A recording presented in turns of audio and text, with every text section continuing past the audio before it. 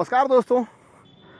कुछ दिन पहले अक्सर मुझे न्यूज़ मीडिया में यह सुनने को मिलता था कि जीएसटी बिल पे आज जम के हंगामा हुआ सदन में। विपक्ष ने सदन से वॉकआउट कर दिया। सदन के दोनों कार्यकाल आज ठप रहे। मैं सोचता था कि भाई ऐसा क्या है इस बिल में, जीएसटी बिल में, कि सदन के कार्यकाल ठप है, इतना हंगामा हो रहा है। तो चलिए आपको इस वीडियो में हम जीएसटी के बिल के बारे में पूरी जानकारी जो है देने जा रहे हैं, बिल्कुल लेमन टर्म्स में। GST stands for goods and services taxes. Tax जो होता है, जो हम गवर्नमेंट को देते हैं, वो दो तरह के होते हैं, ठीक है। एक डायरेक्ट टैक्सेस और दूसरे इनडायरेक्ट टैक्सेस। डायरेक्ट टैक्सेस वो टैक्सेस होते हैं जो डायरेक्टली आप अपने पॉकेट से गवर्नमेंट को देते हैं। एग्जाम्पल के तौर पे इनकम टैक्स। इनकम टैक्स जो है वो आपने अपनी कमाई पे, अगर आप उस दायरे में आते हैं तो आपको देना पड़ता है, डायरेक्टली आप ही देते हैं, वो दूसरा कोई नहीं देता है। उसी तरह से इनडायरेक्ट टैक्सेस होते हैं जो कि आप गवर्नमेंट को वो भी देते हैं, लेकिन इनडायरेक्टली आप नहीं देते हैं। आप जब भी कोई सामान खरीदते हैं, नून, तेल, धनिया, साबुन, कुछ भी खरीदते हैं, तो उसमें आप रिटेलर को तो एमआरपी दे देते हैं, लेकिन रिटेलर या फिर होलसेलर या फिर जो भी उसके साथ डील करता है बिजनेस में, उनको कहीं ना कहीं गवर्नमेंट को ये टैक्स पे करना ही होता है। और ये जो टैक्स इंक्लूड होते हैं एमआरपी में और आपसे ले लिया जाता है, ठीक है। तो अब इनडायरेक्ट टैक्सेस जो होते हैं कितने तरह के, 18 तरह के लगभग अपने देश में इनडायरेक्ट टैक्सेस हैं, जो कि मैं बताने जा रहा हूं। और जीएसटी का टोटली लेना देना है इस सभी इनडायरेक्ट टैक्सेस से। ओके, डायरेक्ट टैक्सेस से जीएसटी का कोई लेना देना नहीं, वो जैसा है वैसे ही रहेगा। अब देखिए इनडायरेक्ट टैक्सेस आपको थोड़ा हम बता दें कितने सारे इंडिया में हैं। लगभग कुछ इंपॉर्टेंट बता देते हैं, चलिए ठीक है। वैसे तो 19 नहीं बताऊंगा मैं, कुछ इंपॉर्टेंट जो है वो बता रहा हूँ। सबसे पहले सेल्स टैक्स। सेल्स टैक्स जो होता है वो कुछ भी आप जो सामान जो है आप बेचते हैं तो उस पर देना पड़ता है गवर्नमेंट को, ठीक है। अगर सामान जो है आप विद इन स्टेट बेच रहे हैं तो स्टेट गवर्नमेंट को, ठीक है, वैट के तौर पे देना पड़ता है। और अगर आप सामान को दूसरे स्टेट में बेच रहे हैं तो सेल टैक्स आपको सीएसटी, सेंट्रल सेल्स टैक्स के रूप में देना पड़ता है सेंट्रल गवर्नमेंट को, ठीक है। दूसरा सर्विस टैक्स। सर्विस टैक्स जो है वो याद रखिएगा केवल और केवल सेंट्रल गवर्नमेंट जो है उसी के हाथ में जाता है ये सर्विस टैक्स। एग्जाम्पल के तौर पे जैसे आपने होटल में खाया, कहीं किसी से नाई से बाल कटवा लिया, नाई से बाल कटवा लिया तो टैक्स नहीं लगता इंडिया में लेकिन जो भी सर्विसेज लिए वो उस तरह से, ठीक है। उसके बाद प्रोफेशनल टैक्स हो गया, लग्जरी टैक्स हो गया, ठीक है। प्रोफेशनल टैक्स यानी आप सपोज कीजिए आपने किसी चार्टर्ड अकाउंटेंट वगैरह का कुछ हेल्प लिया, उनसे कुछ सर्विसेज लिया, तो उसका टैक्स जो है बड़े शहरों में पे करना पड़ता है। लग्जरी टैक्स, सपोज कीजिए आपने लग्जरी होटल्स ताज वज में रह लिए तो उसमें पे करना पड़ता है। एंट्री टैक्स एग्जाम्पल के तौर पर, एंट्री टैक्स जो है वो जैसे आप गाड़ी से जा रहे हैं गुड्स लेके, सामान लेके, तो एक स्टेट का दूसरे स्टेट में जब आप क्रॉस करेंगे बॉर्डर तो वो दूसरा स्टेट वाला लेता है। उसके बाद फिर सेंट्रल एक्साइज टैक्स। अगर आप मैन्युफैक्चरर हैं किसी चीज़ को तो सेंट्रल गवर्नमेंट जो है आपसे उस मैन्युफैक्चरिंग पे सेंट्रल एक्साइज टैक्स लेता है। कस्टम ड्यूटी यानी कुछ आप जो सामान इंपोर्ट कराते हैं उस पर सेंट्रल गवर्नमेंट लेता है ये चीज़, ठीक है। एंटरटेनमेंट टैक्स, सिनेमा घर में जो है वो सब लिया जाता है। और बहुत तरह के और भी, टोटल बताया मैंने 19 टैक्सेस होते हैं, 18 या 19 टैक्सेस होते हैं जो कि आपसे वसूले जाते हैं इनडायरेक्टली, ठीक है। अब आप थोड़ा ध्यान दीजिए कि ये जो टैक्सेज है सबका परसेंटेज अलग अलग होता है, डिपेंड 1 से लेके 15% तक। किसी स्टेट्स में ये डिपेंड करता है, स्टेट टू स्टेट वैरी करता है, और product to product, business to business थोड़ा वैरी करता है। इसलिए ये एग्जैक्टली डिटेल बताना थोड़ा मुश्किल हो जाएगा, बहुत समय लग जाएगा। तो चलिए अब आपको आगे बताते हैं। तो अब जब कभी भी आप कोई सामान खरीदते हैं, गुड्स खरीदते हैं या किसी की सेवा लेते हैं, सर्विसेज लेते हैं, तो आपको इनडायरेक्टली जो है सर्विस टैक्स, आपको इनडायरेक्टली जो है टैक्स जो है पे करना पड़ता है गवर्नमेंट को। किसी किसी केस में सेंट्रल गवर्नमेंट को, किसी किसी केस में स्टेट गवर्नमेंट को, और किसी किसी स्टेट में दोनों को पे करना पड़ता है। और अब दूसरा चीज सुन लीजिए कि किसी किसी वस्तु पे जब आप खरीदते हैं तो हो सकता है कि एक टैक्स लगे, कोई एक टैक्स, जैसे जो जितने 19 टैक्सों में से एक टैक्स लगे, किसी किसी सब वस्तुओं पे एक से ज़्यादा टैक्स लग जाता है, 2, 3, 4, 5 भी लग जाता है। तो इस केस में क्या होता है, जिसपे ज़्यादा टैक्स लग गया वो महंगा हो जाता है।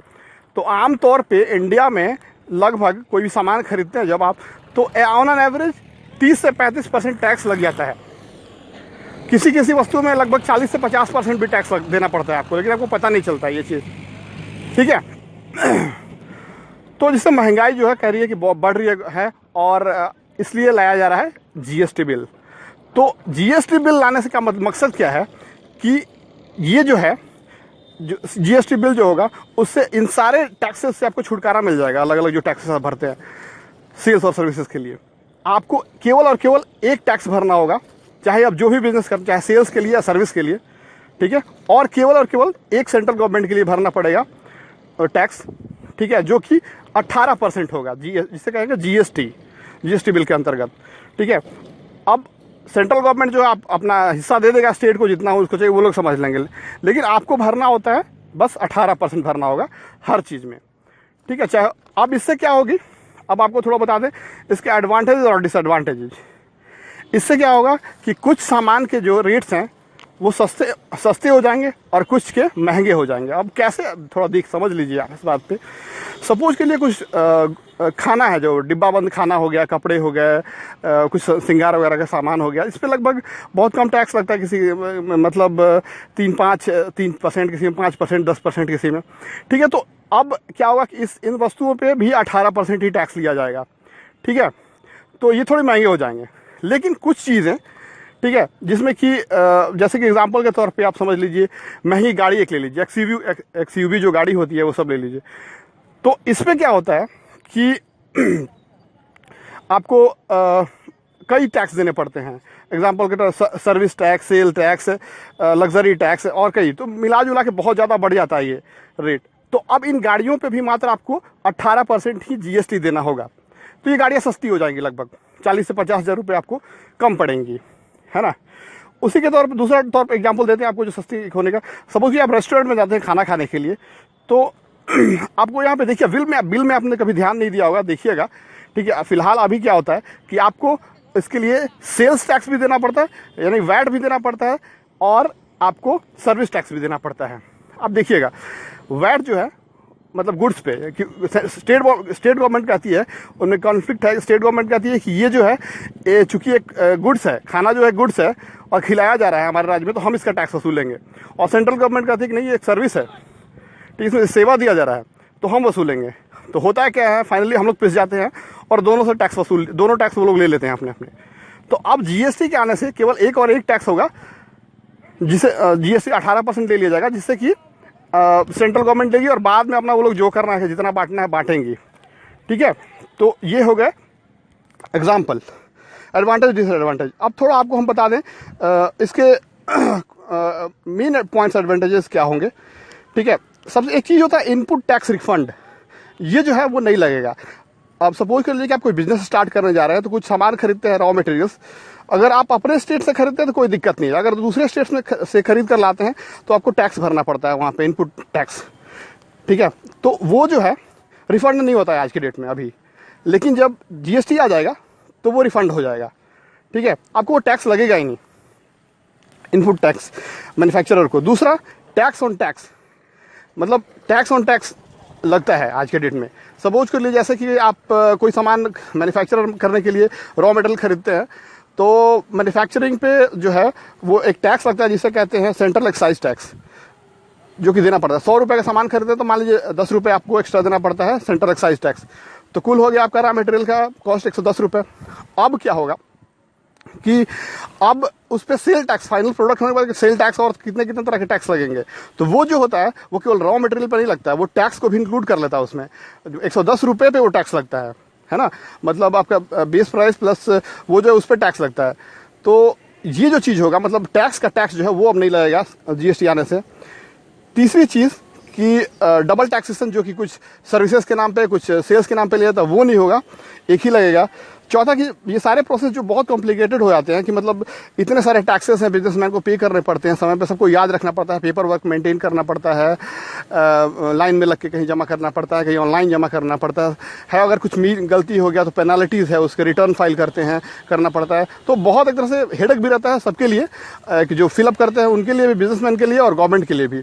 तो इनके लिए बहुत टाइम सेविंग हो जाएगा जब ये जीएसटी आ जाएगा। तो फटाफट बस एक ऑनलाइन पोर्टल बनाया जा रहा है जिस पे कि आपको एक अपना जीएसटी नंबर मिल जाएगा, यूनिक नंबर मिल जाएगा। आप उससे लॉगिन करके और गवर्नमेंट भी उससे लॉगिन करके आपका डिटेल्स देख सकती है।